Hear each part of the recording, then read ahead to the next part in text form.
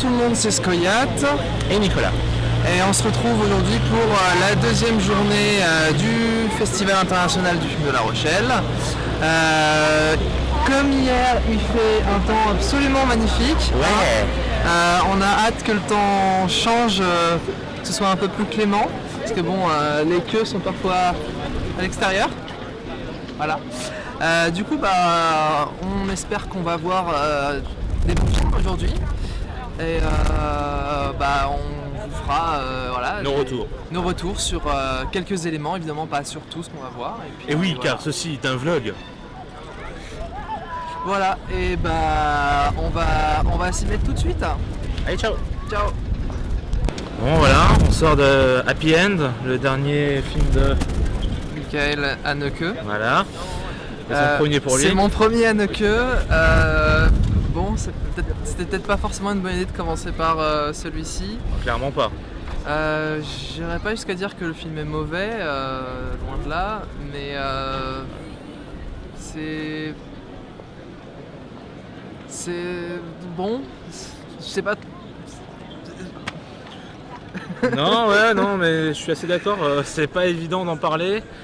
C'est un film un peu quand même dans la continuité de Amour, si on veut, mais d'un point de vue beaucoup plus pessimiste, beaucoup plus vraiment la bourgeoisie, haute bourgeoisie qui aime personne. Voilà, le truc c'est que le message est pas du tout évident en fait, je trouve, dans le film. Non, il n'y a pas. Le film n'est pas clair. Ça nous montre effectivement le personnage de la bourgeoisie. Ça m'a un peu rappelé justement Barbara qu'on a vu hier. Moins pire au niveau. C'est pas autant déroutant. C'est pas autant déroutant, mais il y a un côté déroutant quand même, où il y a des moments où on comprend pas trop ce qui se passe. C'est assez décousu. En fait. Voilà. C'est pas autant décousu dans la construction scénaristique que Barbara, mais c'est assez décousu aussi. Ça montre plein de choses, mais sans vraiment développer grand chose. Alors qu'il y a plein de thèmes qui vont être très intéressants, qui sont abordés ou effleurés. Notamment, il y a un duo que j'aime beaucoup, c'est le duo entre Ève, gamine de 13 ans, et le grand-père, je sais plus comment il s'appelle. Ouais. J'aime bien ce duo-là, mais c'est pas vraiment un duo en fait. J'appelle ça un duo parce que j'aime bien leurs interactions. Voilà, mais il y a eu c'est pas réellement deux interactions importantes entre les deux qui sont vachement bien. Voilà, c'est ça. C'est le mieux du film. C'est ça. La meilleure scène du film, c'est les deux scènes où ils sont juste tous les deux. Forcément avec Trintignant, que dire de plus. Et puis la jeune actrice, elle a pas forcément grand chose à faire, mais le peu qu'elle a à faire, elle le fait bien, mais c'est quand même pas très compliqué. Non, c'est pas ce qu'il y a de plus compliqué. Après, il y a quand même 2-3 détails où on sent qu'elle maîtrise bien, notamment il y a relativement tôt dans le film une scène où elle pleure. Elle est ultra crédible. Tout à fait. Et c'est pas évident à jouer. Non. Donc on sent quand même qu'il y a un talent d'actrice. J'imagine qu'elle a à peu près le même âge que son personnage qui a 13 ans. Qui a 13 ans, donc ça peut potentiellement être une actrice à suivre. Ouais. Voilà, mais c'est vrai qu'en dehors de ces deux scènes, de ce mini duo, on va dire, où il y a, le contraste au niveau de l'âge, et en même temps ils ont des points communs dans l'histoire. Je dis pas de quoi il s'agit parce que ce serait du spoil. Ces deux-là, ils sont intéressants ensemble. Bref, à part ça, il n'y a pas grand chose d'intéressant. Moi, je trouve, je me suis beaucoup ennuyé, j'ai beaucoup soupiré. C'était vraiment pas une bonne séance pour moi. Moi, je me suis pas ennuyé, bizarrement, alors que le film, effectivement, peut prêter assez vite à ce qu'on s'ennuie. J'ai réussi à ne pas m'ennuyer, je ne saurais pas trop l'expliquer. En plus, moi, les thématiques abordées ne m'intéressaient pas et au contraire, me faisaient chier. Donc, voilà. Sachant qu'il y a une des thématiques qui aurait pu être intéressante si elle a été plus développée, c'est le rapport aux nouvelles technologies chez les jeunes. Et sinon, il y a une autre chose que je tenais absolument à dire, que j'ai pensé là en descendant les marches du cinéma, pardon. Je ne comprends pas ce que fout Kassovitz dans ce rôle. Mais s'il en a déjà fait plusieurs des gars comme ça lui va très bien justement, c'est du contre-emploi et ça lui va très bien. Oui, mais je trouve que c'est pas un rôle à sa mesure. Là, ça, je suis d'accord, le personnage n'est pas. Je dis pas qu'il le joue pas bien, je dis pas que ça lui va pas bien, au contraire, ça lui va très bien, mais c'est pas la question, c'est juste que c'est pas à sa mesure. Et il a un personnage qui est franchement tellement insipide et effacé que ça me fait du mal de voir Kassovitz jouer ce rôle-là, et que je préférerais qu'il donne leur chance à quelqu'un qui est pas très connu, qui puisse bon, c'est pas forcément un rôle très réjouissant à jouer, ceci dit, mais bon, filer ça à Kassovitz, je trouve ça assez dommage. Voilà. Voilà. Bref, on va conclure par nos notes. Ouais, je suis pas encore trop sûr de ma note, personnellement. Ouais, moi aussi, j'ai une petite hésitation. Moi, je suis autour de 5-6 a priori. Moi, autour de 4-5, et je penche plus vers le 4 quand même, parce que après ces 2 derniers palmes d'or, tu fais... Alors moi, franchement, tu nous mets ça derrière. Non. N'ayant pas d'éléments de comparaison, je pense que je penche plus vers le 6, mais je suis pas sûr. Voilà. Bon. En espérant que les prochains films dont on vous fera une réaction à chaud seront plus intéressants à critiquer et en espérant qu'ils nous auront plus enthousiasmés. En fait, là je sors de Retour à Montauk, un film projeté en présence de son réalisateur qui s'appelle Volker Schlöndorff. Voilà. Alors j'ai bien aimé ce film là, malgré le fait que sa note soit relativement proche de la moyenne, il est à 5,3. Mais je pense que ce film est relativement intéressant parce que malgré le fait que l'histoire soit relativement banale, que ce soit quelque chose qui puisse arriver à n'importe qui, je pense que ça permet au spectateur de s'identifier vraiment bien au personnage du film, ou alors au contraire, dans un second niveau de lecture, de complètement détester le personnage du film. Je n'ai nulle distance par rapport à ce film, qui paraît-il choque d'aucuns par le comportement de l'homme, ce que je regrette puisque ça a été le mien. Alors je pense que le fait que le scénario soit relativement banal, c'est une histoire qui pourrait arriver à n'importe qui, ça fait à la fois le charme du film et à la fois aussi ça représente ses points faibles, quoi, parce que un film peut avoir le besoin, la mission de nous emmener dans un monde qu'on ne connaît pas, qu'on ne pourrait pas vivre. En l'occurrence, ce film-là, il est très réaliste, peut-être même un petit peu trop réaliste. Je pense que c'est la seule petite critique que je ferai à ce film-là, parce que le réalisme c'est bien, mais peut-être pas dans une mesure telle que celle-ci, parce que ce film réussit à nous faire rire dans des situations qui ne sont absolument pas drôles, dans une histoire qui n'est absolument pas drôle non plus. Alors donc c'est à la fois un point positif et un point négatif, mais c'est pour ça que je pense que ce film mérite la note de 6 environ. Parce que c'est pas un chef-d'œuvre non plus, c'est pas le film du siècle, mais ce film-là a pour mérite de proposer de bonnes idées. Il a le mérite aussi de prendre des risques parce que c'est pas, comme je dis, c'est pas un scénario très original, élaboré certes, la réalisation est au top aussi, la photo est super classe aussi.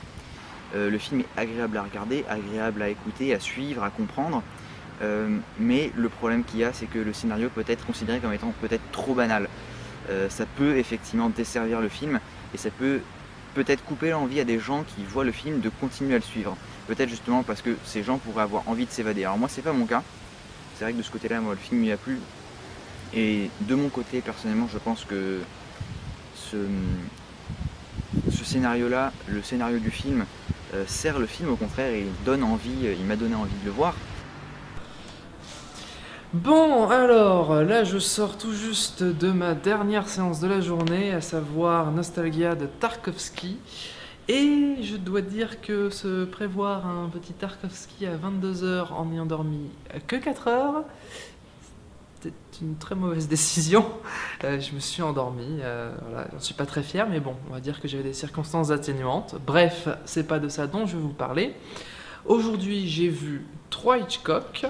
La corde, The Rope, Une femme disparaît, The Lady Vanishes, et Agent secret, ou en anglais Sabotage.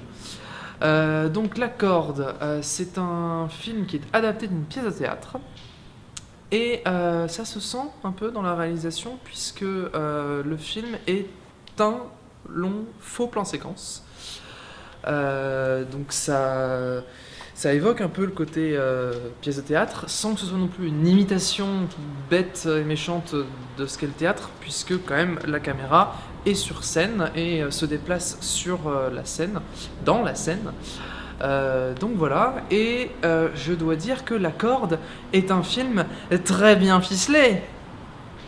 Pardon pour cet humour douteux. Mais donc pour le film en lui-même, je dois dire que il est très prenant au niveau de l'histoire. Le jeu est excellent, on a de très bons acteurs, les dialogues sont très bien écrits, et notamment en parlant des dialogues, et pour faire suite ma petite blagounette. C'est un film qui parle d'un meurtre qui a été commis. Ça, c'est pas un spoil puisque c'est dès le début du film, c'est littéralement la première chose qu'il se passe. Et tout le reste du film, les personnages vont sans arrêt faire des allusions morbides, soit par les dialogues, soit par des éléments, des objets, etc. Et ça marche très très bien. Et donc voilà, c'était un film très plaisant. Je lui accorde ma note de 8 sur 10. Ensuite, Lady Vanishes, où une femme disparaît. Là, on est beaucoup plus sur un film mystère. Le point de départ, c'est que il y a l'existence d'un personnage qui est en question du point de vue du personnage central. Une femme disparaît, c'est donc savoir si oui ou non une femme a bel et bien disparu ou si elle a existé ou pas. Est-ce qu'elle n'a tout simplement pas existé? Et donc le film, c'est en quelque sorte plus ou moins une enquête, même si on ne peut pas non plus le réduire à ça. Et il est aussi très très plaisant, très bien joué, très bien écrit. Et je ne saurais pas forcément trop quoi en dire de plus. Je lui mets une note de 7 sur 10. Allez le voir si vous ne le connaissez pas déjà.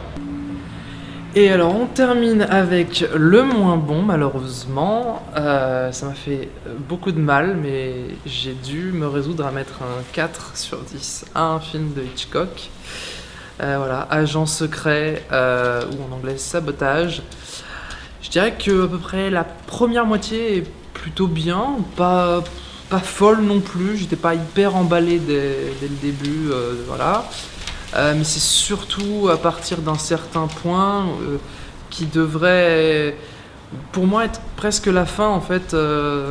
Il y a un élément scénaristique qui devrait être fort en émotion, qui devrait être presque une apothéose et peut-être même voir une fin de film, qui n'est pas une fin de film, mais qui, en plus, au niveau du jeu et au niveau du jeu, il n'y a pas de passage d'émotion du tout à ce moment-là. C'est très très très dommageable.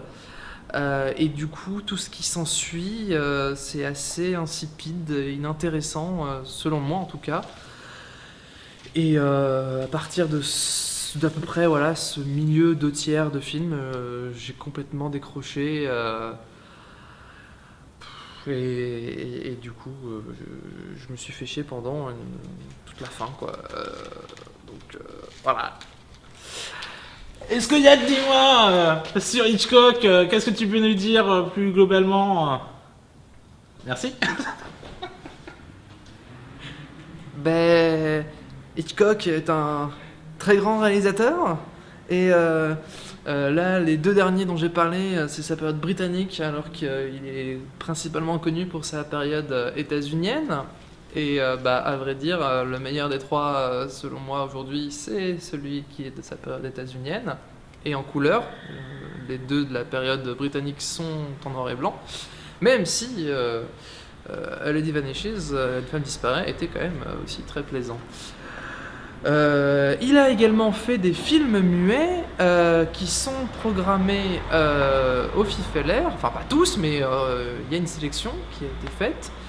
Donc peut-être que on fera aussi, il est prévu qu'on fasse des films aussi, qu'on voit des films muets de Hitchcock, donc peut-être qu'on aura aussi une vidéo qui parlera en partie de ça de façon succincte. Voilà. Je vous dis à demain pour la prochaine journée du FIFLR. Salut!